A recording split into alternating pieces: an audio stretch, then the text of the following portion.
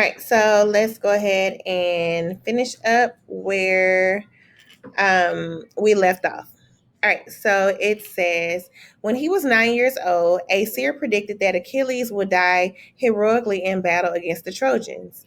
When she heard about this, Thetis disguised him as a girl and sent him to live in Aegean, island of Syros.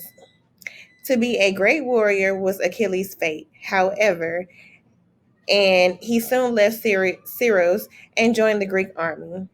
In a last ditch effort to save her son's life, Thetis asked the divine blacksmith, Hephaestus, to make a sword and shield that would keep him safe.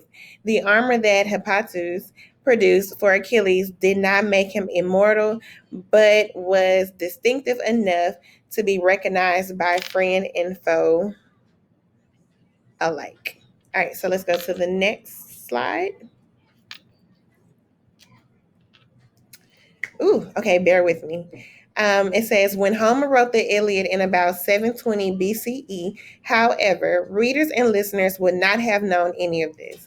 They only knew that Achilles was a great hero and that he had a superhuman strength and courage, that he was supremely handsome. Homer painted a more nuanced picture. In addition to these qualities, his Achilles was vengeful and quick to anger and could petulate when he did not get his way. Let's think about petulate.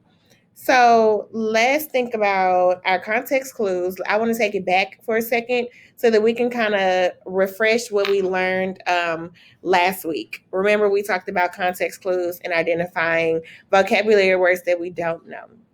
All right, so if our word is petulate and it says he was vengeful and quick to anger and could be petulant when he did not get his way. What do you think this word means? Petulant. All right, so think about it. Write it down on your paper. Let's go ahead and continue. He was also deeply loyal and would sacrifice anything for his friends and family.